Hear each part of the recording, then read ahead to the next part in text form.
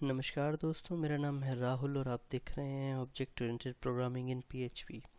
और दोस्तों, आज के हमारे इस वीडियो में हम लोग बात करेंगे नेम स्पेसिस की।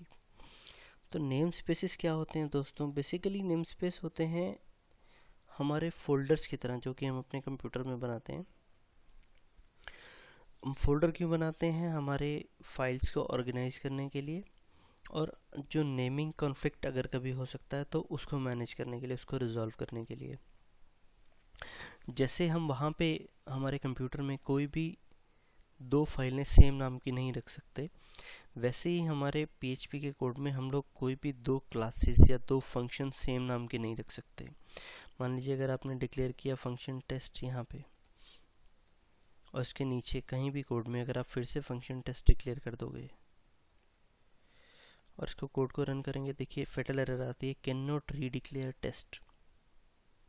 यानी कि सेम नाम का फंक्शन आप दोबारा से डिक्लेयर नहीं कर सकते।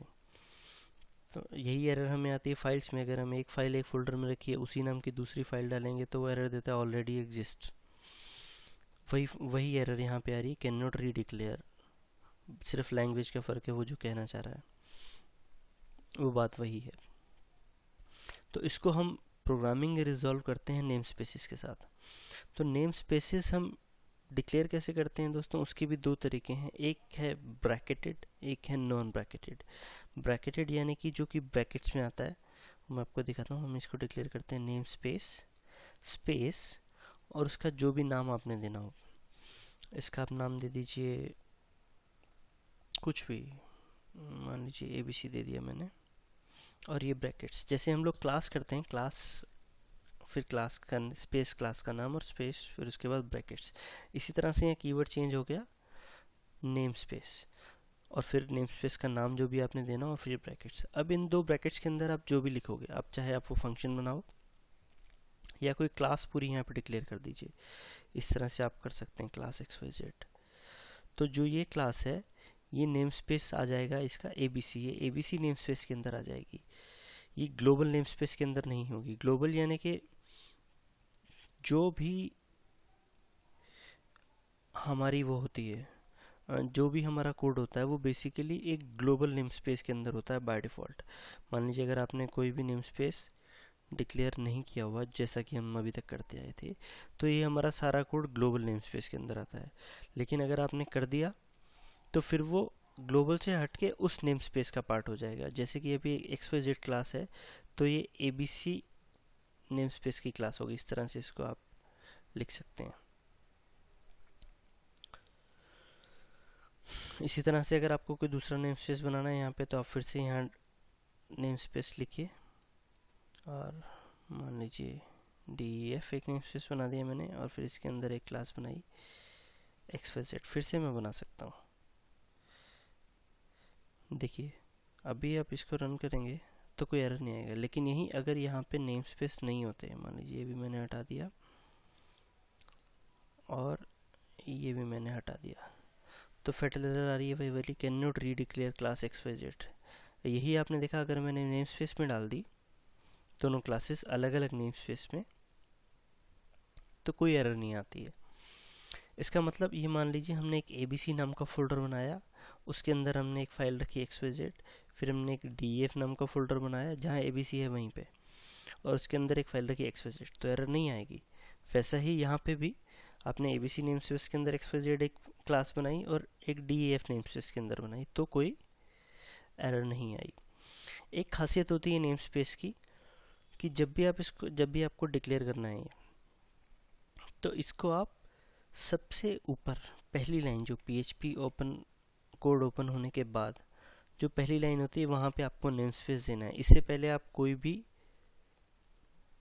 कोड नहीं दे सकते। मान लीजिए आपने ऐसा कर दिया, हालांकि इसमें दो गलतियां हैं, फिर भी मैं आपको एक एरर दिखा रहा हूँ। पहले देखिए फेटल एरर आती है, namespace declaration statement has to be the very first statement in the script. यानी कि जो नेम स्पेस की स्टेटमेंट जो इसको यहाँ दिख रही है, ये सबसे पहली लाइन होनी चाहिए।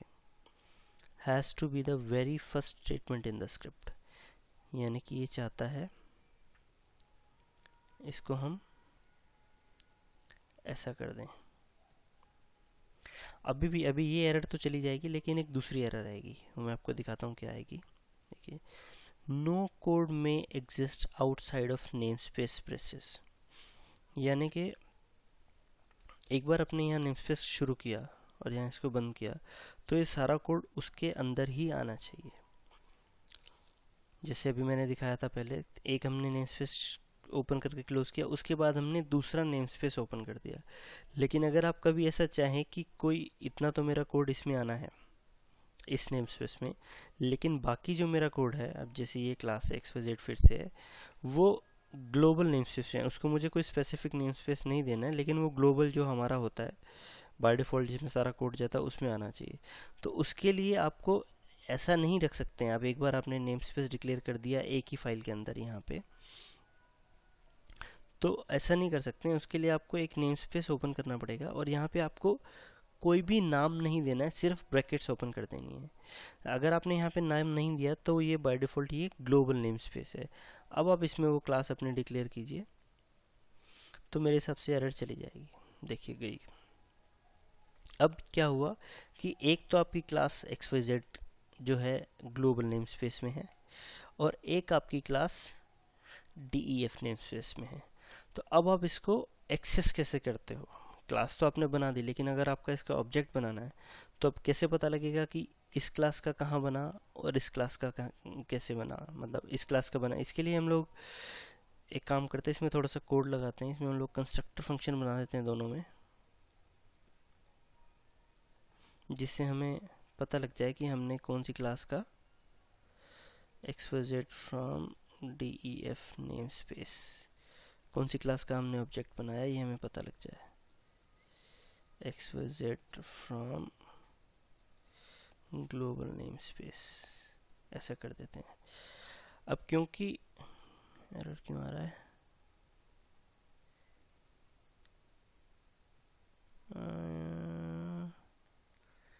लाइन 7, ओहो यार, फंक्शन भी तो बनाना पड़ेगा।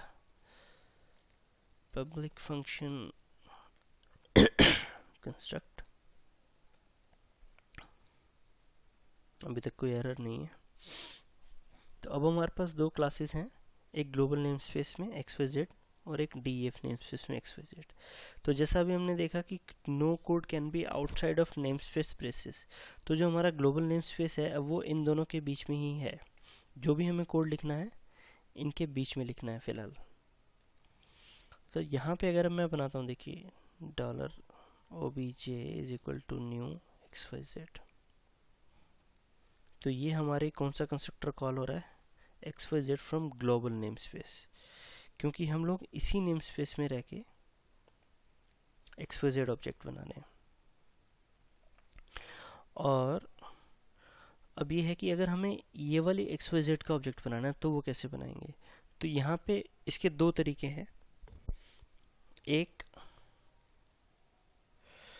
ये है कि हम DEF /XYZ करें।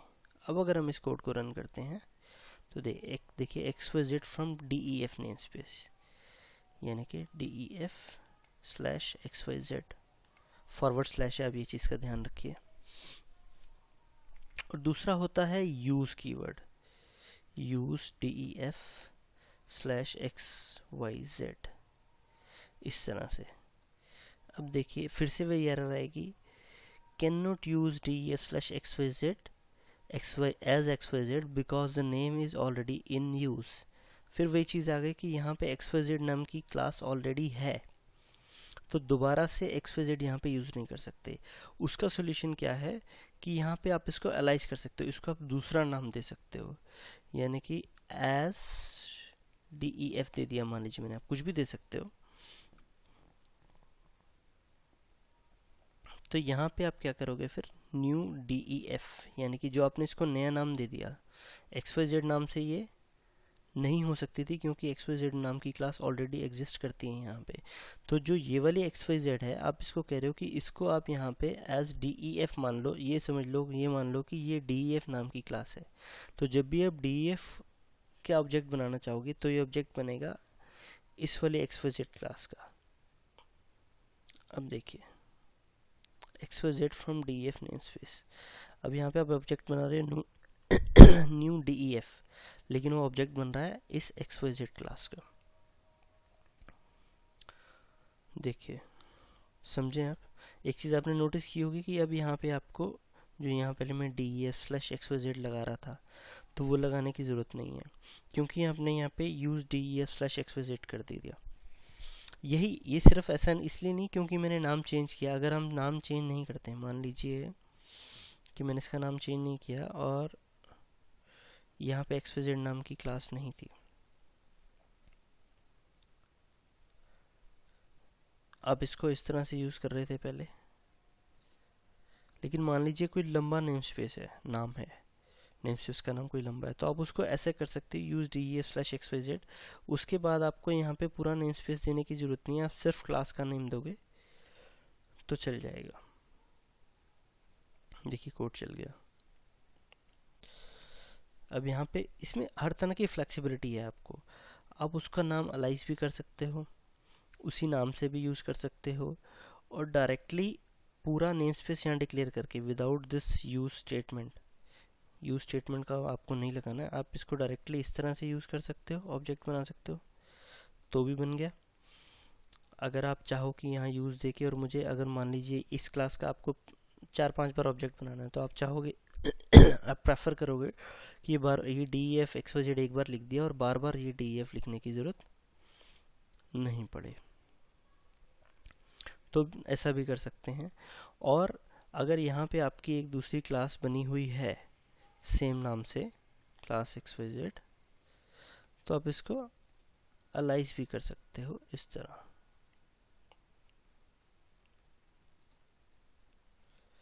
ठीक है।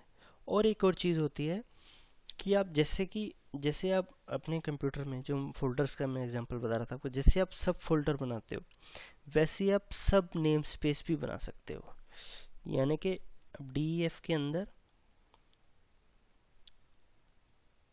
/ghi, ये मतलब फोल्डर के अंदर सब फोल्डर होता है ना, जैसे वैसे ही def नेम स्पेस के अंदर ghi सब नेम स्पेस हो गया। अब ये def के अंदर जैसे एक फोल्डर के अंदर फाइल्स भी हो सकती हैं और फोल्डर्स भी हो सकते हैं, उसी तरह से इस def नेम स्पेस के अंदर मल्टीपल क्लासेस भी हो सकती हैं, और उसके अंदर सब नेम स्पेस भी हो सकता है जिसके अंदर और क्लासेस हों या और नेम स्पेस भी हों। यानी कि एक फोल्डर के अंदर कुछ फाइल्स और एक सब फोल्डर या मल्टीपल सब फोल्डर्स, फिर उन फोल्डर्स के अंदर कुछ फाइल्स या कुछ और सब फोल्डर्स, फिर उसके अंदर कुछ फाइल्स या कुछ सब फोल्डर्स हो सकते हैं। इसी तरह से यहाँ पे एक नेम स्पेस के अंदर कुछ फाइल्स हो सकती हैं, यानी कि कुछ क्लासेस हो सकती हैं, और फिर सब नेम स्पेस भी हो सकते हैं, मल्टीपल भी हो सकते हैं, और फिर उसके अंदर भी कुछ और क्लासेस भी हो सकती हैं और कुछ और नेम स्पेसेस भी हो सकते हैं। तो आप जितना चाहो यहाँ पे उतनी आगे बढ़ा सकते हो, और किसी भी नेम स्पेस के अंदर फाइल भी बना सकते हो, क्लास भी बना सकते हो, और फोल्डर यानी कि और आगे सब नेम स्पेस भी बना सकते हो। तो ये बिल्कुल फोल्डर्स की तरह काम करता है, बिल्कुल एग्जैक्टली जिसको हम बोलते हैं ना, बिल्कुल फोल्डर्स की तरह वैसे ही काम करता है। और डिक्लेरेशन की जो मैंने सबसे पहले आपको बताया था कि 2 तरीके से डिक्लेयर होता है, एक ये ब्रैकेटेड वाला, दूसरा ये है कि जैसा कि रिकमेंड किया जाता है कि आपकी जितनी क्लासेस हैं आप उसके लिए एक अलग अलग फाइल बनाइए। तो उस सिचुएशन में आप क्या करते हैं, मान लीजिए आपने एक क्लास बनाई, जो आपकी ये चीज़ है यूज वाली स्टेटमेंट और वो सब वैसे ही काम करेगी, आपको बस वो फाइल इंक्लूड करनी है या फिर ऑटो लोड लगाना है, वो अपनी मर्जी है। लेकिन जब आप एक फाइल में एक क्लास रखते हैं, मान लीजिए एक क्लास xyz इस तरह से, तो यहाँ पे आपको नेम स्पेस के लिए ब्रैकेट लगाने की ज़रूरत नहीं है। यहाँ पे आप सिंपली नेम स्पेस def करके और सेमीकोलन लगा दीजिए। तो ये भी अब इस फाइल में जो क्लास आएगी, या अगर आप कोई फंक्शन बनाते हैं उस फाइल में भी एक आपने हेल्पर्स फंक्शन बना लिए, मान लीजिए एक फाइल बनाई, उस फाइल में आपने बहुत सारे फंक्शंस बना दिए जो आपको यूज़ होने, उस फाइल के ऊपर अगर आप डिक्लेयर कर दोगे, जैसा कि पहले भी बताते कि फर्स्ट स्टेटमेंट होती है नेम स्पेस, तो उसकी पहली लाइन में अगर आपने नेम स्पेस लगा दिया तो वो फंक्शंस भी उस नेम स्पेस में आ जाएंगे। अब ये def भी हो सकता है, def/ghi भी हो सकता है, /jkl भी हो सकता है। आप जितना सब नेम स्पेस बनाना चाहें बना सकते हैं, कोई इशू नहीं है। और उसको आपको लेकिन जहाँ यूज़ करना है तो वो पूरे नेम स्पेस के साथ ही यूज़ करना पड़ेगा, या फिर उसको आप यूज़ एज करके जो मैंने अभी बताया वैसा भी कर सकते हैं। तो ये होते हैं दोस्तों नेम स्पेस PHP में। अगर आपकी कोई क्वेरीज हों तो आप प्लीज़ कमेंट में छोड़िए, मैं आपको जवाब ज़रूर दूंगा। अगर आपको वीडियो पसंद आया तो आप इसे लाइक ज़रूर करें, और हमारे नए वीडियोस के लिए आप सब्सक्राइब कर सकते हैं हमारे चैनल पे। मिलते हैं हमारे नेक्स्ट वीडियो में, तब तक के लिए बाय बाय, नमस्कार।